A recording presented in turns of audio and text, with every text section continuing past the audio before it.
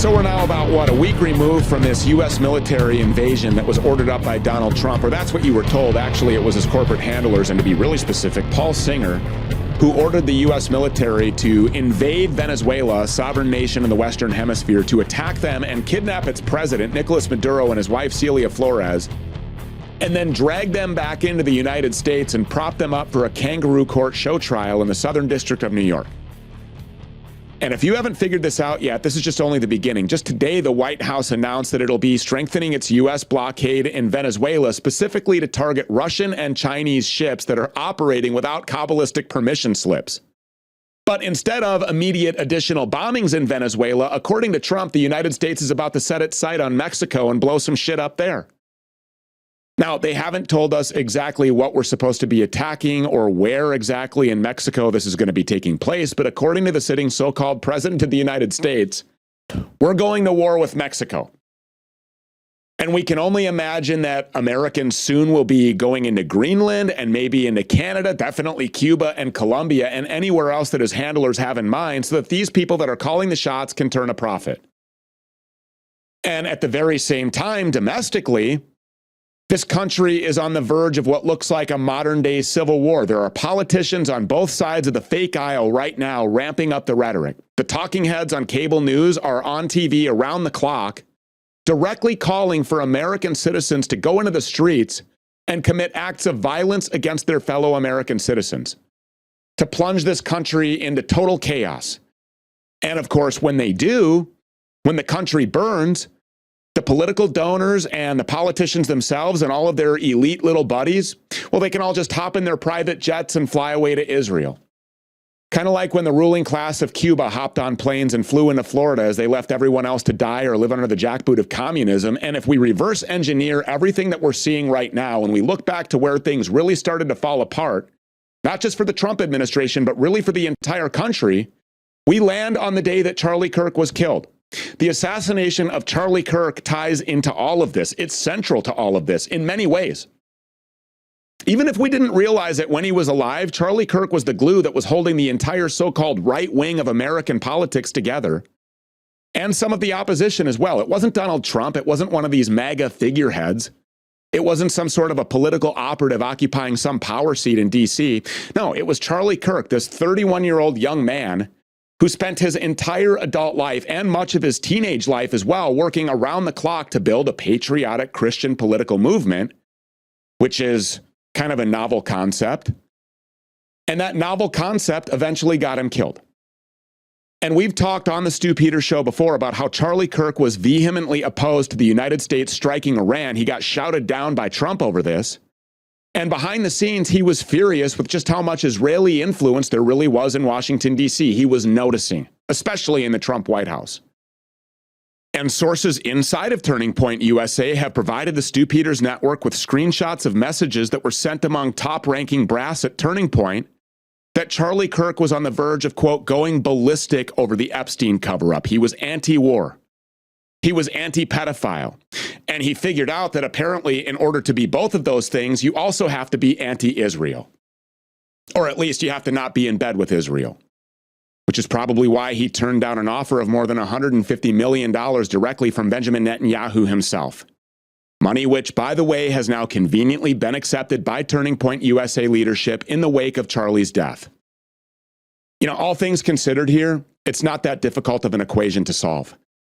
Charlie Kirk had the influence to steer an entire generation of young American citizens in a direction that really is America first, in the direction of taking care of our own people, taking care of our own country, securing our own borders, and not sending Americans to die all around the world for the sake of building some kind of a Zionist playground and making sure that political donors get as rich as possible. And speaking of political donors, just this week we talked about Paul Singer. Paul Singer is poised to make billions of dollars on the U.S. takeover of Venezuelan oil reserves because Paul Singer, a Jewish political donor closely tied to AIPAC, got a sweetheart deal in a courtroom that was presided over by an AIPAC judge, which gave him control of Citgo, the American arm of the Venezuelan oil industry. Do you remember when Charlie Kirk said that the Jewish political donors were destroying this country, that they were responsible for sending this country down the road of open borders and constant war and social upheaval? Well, he was talking about people just exactly like Paul Singer. And now that Charlie Kirk is out of the way, who is there among the mainstream Republican-adjacent political crowd to push back? Because everyone who was around Charlie, everyone who told him that they were on the same page that he was, lied to him. And they didn't just lie to him, they betrayed him. Some of them before his death, some of them after his death. But either way, they turned, and now they're digging their cleats in. It doesn't matter to them if they're under constant investigation or if the general public or the independent media don't believe them. They think that they can do whatever the hell they want. Because up until this point, they've been allowed to do whatever the hell they want. But up until this point, the average Joe on the street hasn't been so plugged into what's going on in the world around him. He has more pressing personal things to worry about. But that was before the assassination of Charlie Kirk. It was a wake-up call for a lot of people. It was a moment of activism because people could see right through it. Charlie Kirk was killed, and then immediately a fake story was released claiming that he was shot by a mentally ill, trans-chasing weirdo called Tyler Robinson, who looks a whole lot like Lee Harvey Oswald, by the way. And then you have people like Erica Kirk and Tyler Boyer and Andrew Kovac and Jack Posobiec jumping in front of just about every camera that they could find, and not just to sell the official narrative, the fairy tale, but then also to start fundraising off the back of their dead so-called friend. And even worse, their dead so-called husband. It's disgusting. But sadly, they're not alone in all of this. Just go open up Rumble or X or YouTube, and every single time you're going to see a certain individual going out of his way to sell the official Charlie Kirk death narrative and to endear Charlie Kirk to the GOP establishment and to demonize anyone and everyone who's asking questions about what really happened at UVU on 9/10. And of course, in the days leading up to 9/10 at Fort Huachuca. And that's Tim Pool. Tim is what we could probably just call the star of the show in this situation. He's on air just about every day blasting Candace Owens for seeking the truth about the death of her friend. He's going berserk, complaining that Candace Owens' life isn't under as much danger as he thinks that it should be, and doing everything that he can to sell the narrative that Charlie Kirk was taken out by a crazed left-winger. And just today, I flipped on the TV and I pulled up the Rumble app, and Tim Pool, of course, was at the very top, once again, ranting about Candace Owens and Nick Fuentes, and people who just won't fall in line behind this monstrosity of a government, and even J.D. Vance's 2028 presidential ambitions. Watch. Political lawfare was then waged, trying to stop Trump. He was, again, accused of being a Russian asset. He was impeached. We spent millions of dollars doing it, all of which turned out to be silly. He never had hookers pee on a bed. All just utter nonsense. So eventually you get the 2020 election, and he does lose for whatever reason you think he lost. But then something happened. Joe Biden was massively unpopular. His presidency was miserable. The Afghanistan withdrawal was the turning point in which his popularity collapsed. And it's very difficult to maintain Democratic enthusiasm going into 2024 when Trump gets to point the finger and say, I was the right choice. And so what happens? Thanks to the work of Charlie Kirk, Donald Trump wins. And I believe almost entirely Charlie Kirk. Of course, there were many efforts by people like Scott Pressler. Elon Musk funded a lot of this. But Charlie Kirk's $160 million organization went to high schools and colleges and got a generation of young men to shift rightwards and create these trends. How do you stop an emergent phenomenon? Well, there's a couple ways you do it. First, Charlie's got to go. You cannot have this leadership that is guiding a generation. So he's dead. Whoever did it, whatever it may be, maybe it's progressives. That's what the FBI is claiming. Maybe it's deep state. Well, there's a brainwashed generation like this kid who killed him. The point is, presumably the kid, it's Robinson who killed him. Either it's left-aligned advocates who are like, he's making Trump win and must be stopped, or the deep state, whatever you believe. Charlie being gone is a major advantage to those who never wanted Trump to win in the first place.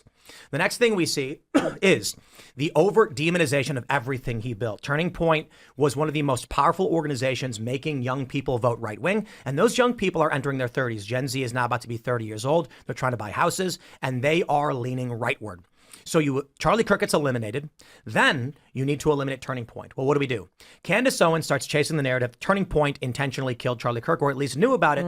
So if you are an elite establishment, liberal world order guy, you say she needs to be the most prominent individual for conservatives. Put her on the front page of YouTube. Same as Nick Fuentes.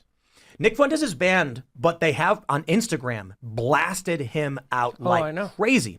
And so the presumption now is, based on what we're seeing, if I was intelligence and wanted to make sure JD Vance does not win, well, you've got Nick, who hates JD Vance, and you've got Candace, who also hates JD Vance. But Candace is accusing JD Vance of weird things that are off-putting to a suburban middle-aged woman. YouTube puts her on the front page and makes sure that new users on air-gapped machines are going to get her show, and she gets 120,000 concurrent viewers, making her the biggest live stream in the country. You now are creating the Pied Piper, who's going to lead conservatives, either through a desire for money, clicks, or because they believe her, into sounding like retards. We call this the retard right. Because if you want to win for your worldview, going to a person walking down the street and asking them if they believe that Erica Kirk is a literal machine built by the deep state as an actual robot to control the minds of people, and that Turning Point has betrayed Charlie's behind it, and the Zionists invaded Venezuela, they're going to look at you like you are fucking retarded. Well, he's right about one thing. Charlie Kirk was commanding an army of Zoomers, notably an army of Zoomers that's incredibly important to the GOP. And not just the GOP, but to the broader military-industrial complex, because you can't lose sight of the fact that for many, many years, TPUSA was the propaganda arm, the mouthpiece, closely tied to, directly connected to the war-loving pro-Israel right. But as soon as Charlie started getting wise to what was really going on, he ended up dead. Just think about this. Charlie Kirk had millions of Zoomers hanging on his every word. If he told them to turn on Israel, they would have. If he told them to turn on the idea of sending Americans to go die in far-off corners of the world in wars that we have no interest in fighting, they would have. But now Charlie is dead, and Turning Point USA is establishing chapters at high schools all over the country so that as soon as these kids walk out of their Turning Point meetings, they can go straight over to the Army recruiting table and get the ball rolling. So that they can go fight in these wars that are being initiated by the very same Jewish donor class that Charlie Kirk was trying to warn them all about in the final days of his life. And in the middle of all of this, you have Tim Pool and others who have very obviously been sent in to try to prop up the very same Israel first political machine that Charlie refused to be a part of any longer. And by the way, did you hear the part there where Tim said that JD Vance is running for president in 2028 and he's being opposed by the intel community? In what universe is that true? JD Vance is the intel community. This is Vice President Palantir that we're talking about here. Not just Vice President Palantir, but Vice President Body Snatcher. This is the guy who took Charlie's body and put it on Air Force Two and got it the hell out of Utah before an autopsy could ever be performed.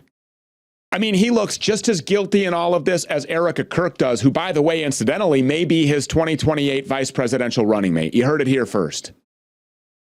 There is a reason why people like Candace Owens and Nick Fuentes and, frankly, millions and millions of people don't like this guy, because he's just another cutout. He's a fake. He's an actor. He's a guy who's going to do what he's told, just like Tim Pool, but with some real power attached to it. And while Tim was going down this road of attacking and demonizing anyone who won't support his FBI narrative or his love for JD Vance, he also made it a point of saying that if you want to win elections, if you want to put together a serious political movement, you have to love Israel. Really? People aren't going to form a political movement around opposing the Zionist occupation of this country and its government? Yeah, sorry, bro. That's already happening. People all over the country are searching high and low for candidates who are not owned by Israel.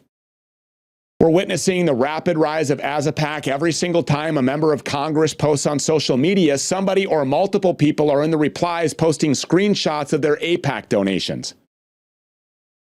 What Tim Pool and his beanie are doing here is gaslighting at its finest. But it's not going to work anymore. It's all so plain to see. Nearly every single thing that's playing out in this country right now, from our march to war, to the AI takeover, to chaos in the streets of our own cities, all of it truly was set in motion immediately after the death of Charlie Kirk. It really was a turning point. And now there's no going back.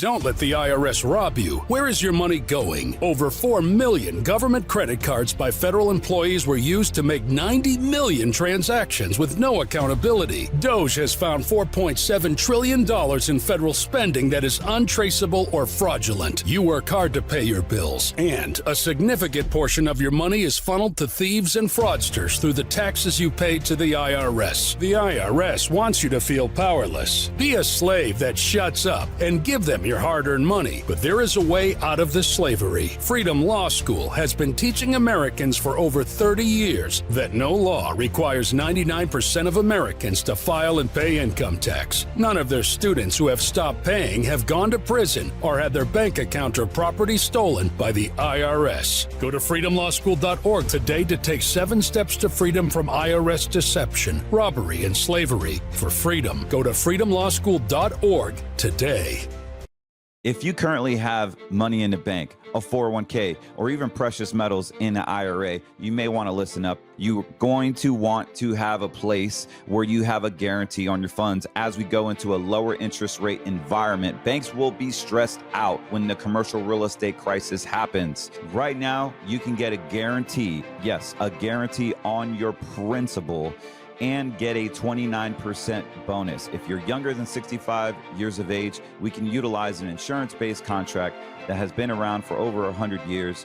And guess what? You get a guarantee on your funds. You get a guarantee on your principal. We want to help you find a guarantee on your funds that are actually outside of banking laws, outside of securities laws. Right now, as interest rates are getting lowered, we only have this special running to November 1st. Go to greenmoneysolutions.com, fill out your information, and let's just see if you qualify.